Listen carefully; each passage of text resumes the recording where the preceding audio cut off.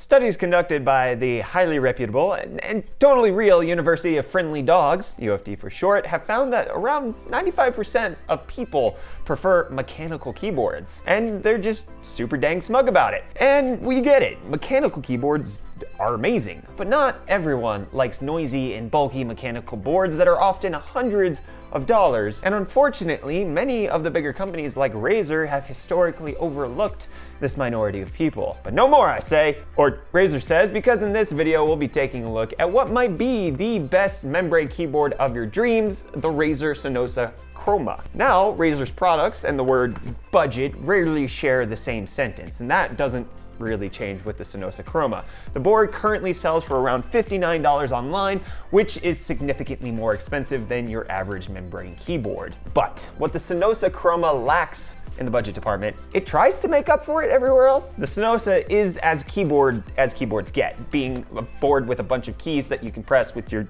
human fingers that I've never seen thing. It sports 104 of said keys, which Razer describes as soft cushion gaming keys, which translates to sort of rubber dome keys, but we're Razer, so we're calling it something else because we're Razer. The board bears quite a few other interesting features like 10 key rollover with anti-ghosting, a spill-resistant design, and 1000 Hz polling rate, but its biggest draw is by far the Rgb lighting. Each of the board's 104 keys are individually backlit, and thanks to Razer Chroma software, they are fully customizable. It all sounds very promising. Really, but promises won't up our KD ratio, now will it? No, it won't. So let's see what this thing's really all about. Now, even though the board doesn't feature the more robust and durable aluminum frame common on many mechanical keyboards, the Cynosa feels decently sturdy. It's not terrible. It's an all plastic design, but its brush finish and solid build quality make it feel a lot more premium than you'd expect from something that says plastic keyboard. That doesn't mean that it'll hold up to being thrown against a brick wall or smashing it over Reese's head when he doesn't get the jingle done on time, as well as a board with aluminum design. But if you're prone to doing that sort of thing, a broken keyboard is probably the least of your worries anyway. It's probably how badly you suck at Fortnite. You might want to work on that first. Leaving the metal out of the equation, it also makes for a much lighter board. It's obviously not the lightest on the market, but it's just light enough to make it feel like a quality board without being a chore to lug around. Its lightweight design and lack of any real sharp edges is especially good for those who regularly use the board on their laps for a lengthy typing session. If you're going to be using the board on a desk, like a normal person though, you'll be happy to know that it features height adjustable feet for 2 different levels. Overall, the Cynosa feels about as premium as it should feel at its price point. Razer has clearly made some minor cuts here and there, like axing the braided cable in favor of a less durable and significantly less expensive plastic one, but it's nothing we can't overlook. And it bears comparison to this $45 Perix piece of junk I bought on Amazon 3 years ago. So it has 2 lights, blue and red, which make purple or pink, so you get 4 lights. It's $25 less expensive than the Cynosa Chroma, but significantly more hideous. What we can't overlook though are its soft cushion gaming keys. Now, we switch between mechanical boards and the membrane ones on our notebooks on the fly constantly. When we're at the office, we're using the mechanical. When we're home, we're using the membranes. And we can honestly say that membrane keyboards aren't all that terrible. They're certainly not ideal, but we can live with their mediocrity because we live with ours very often. We expect mediocrity with a laptop keyboard. We expect them to feel, like membrane keyboards, and we kind of like the consistent mediocrity. Had to say that word 5 times. The Cynosa does not feel like a membrane keyboard. The Cynosa feels like a weird hybrid of membrane, fake mechanical, and a fully mechanical board. Like, it's trying to do something I don't quite understand. Its switches definitely feel closer to mechanical than something like your average notebook keyboard, with decent travel distances and offering significantly more resistance to key presses. They are unfortunately still a ways off from both fake and fully mechanical switches. They just feel very mushy to press, which just makes for a less satisfying experience overall. It feels like the Cynosa is trying to be something that it's really, really not, and it's trying to get its parents' approval, even though that's not who it is, but it's always crying in the bedroom saying, "You don't understand me, Mom and Dad." I don't know where this thing is going, but it's falling disappointingly short in the process. And we're not saying that striving to be better is a bad thing, the Rgb lighting and everything, but Cynosa, you need to try much harder. That being said though, the switches aren't inherently bad. As we mentioned, they do offer a bump over regular membrane switches, and they shouldn't take too much getting used to.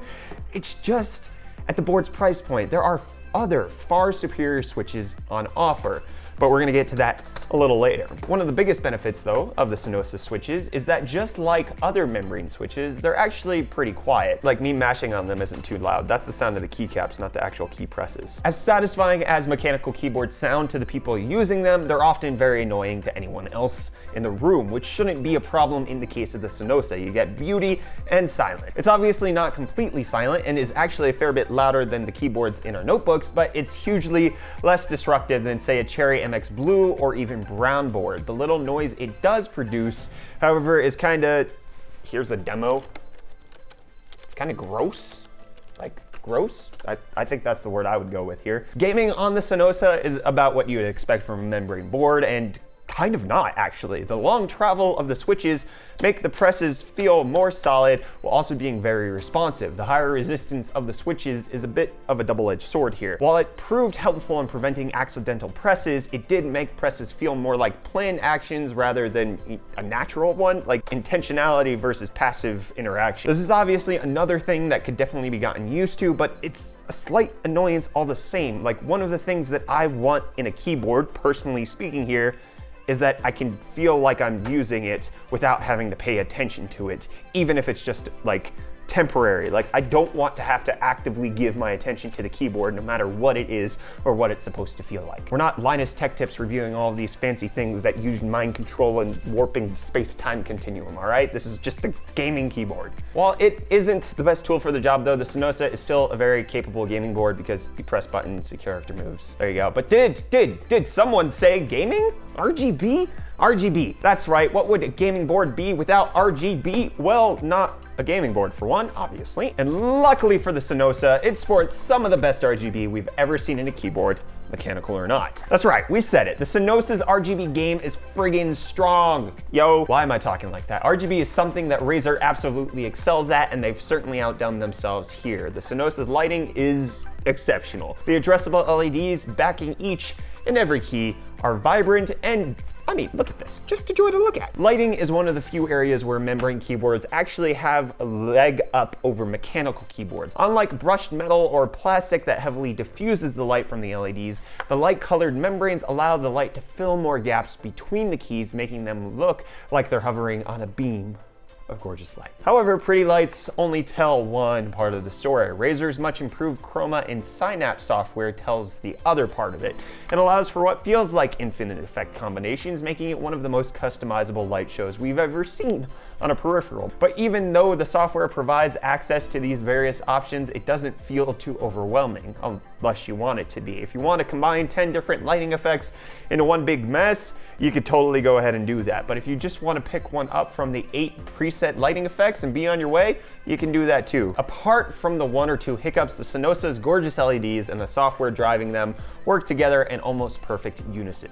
The Synapse software is also comprehensive when it comes to macro functionality, allowing pretty much any combinations you could ever need. You just plug them all together and then it does different things. And just like before, it can be as simple or as complicated as you wanted it to be. Even though we don't rely on macros as much as the next guy, it's a great addition to the software's capabilities, which does add to the board's value overall. And man, does the Cynosa need value points wherever it can get them. You see, by now you may have noticed that we actually kind of like the board, even though we're complaining about it almost as much as we're praising it.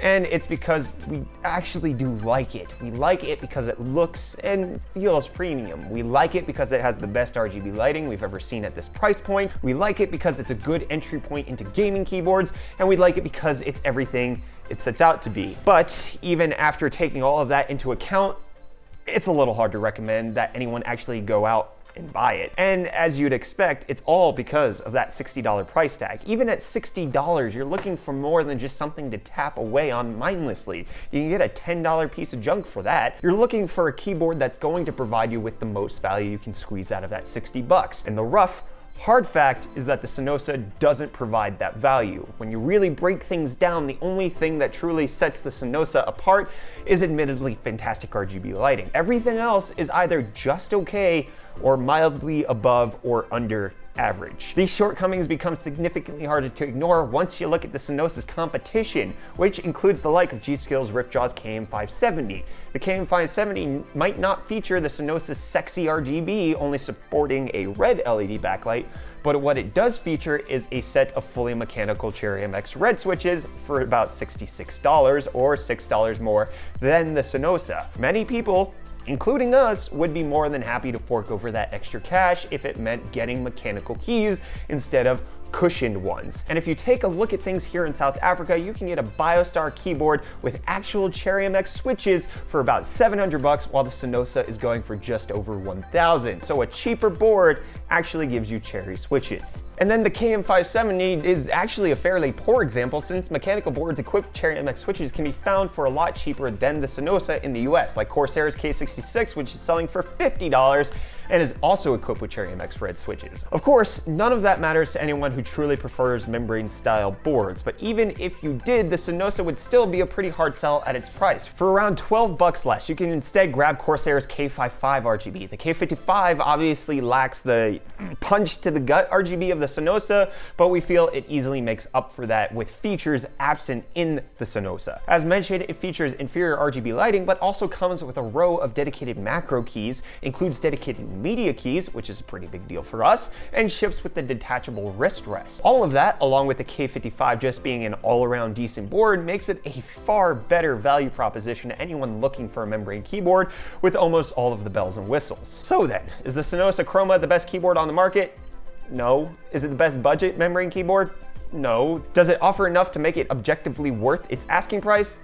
Probably not. What it is, however, is a good membrane keyboard with some of the best RGB lighting implementation we've seen, not only in its class, but in almost every other class. And if you're okay with trading stuff like mechanical switches for that undeniably impressive flash, then the Cynosa Chroma won't disappoint. If you aren't comfortable with that trade-off, you should probably look elsewhere. Big shock, we ended a Razer review saying it's overpriced. Who would have saw that one coming? But that's gonna wrap up our review of the Razer Cynosa Chroma. Let me know what you think of this keyboard. Did you ever pick one up? Do you have one? Are you considering it? What do you think of our review on it?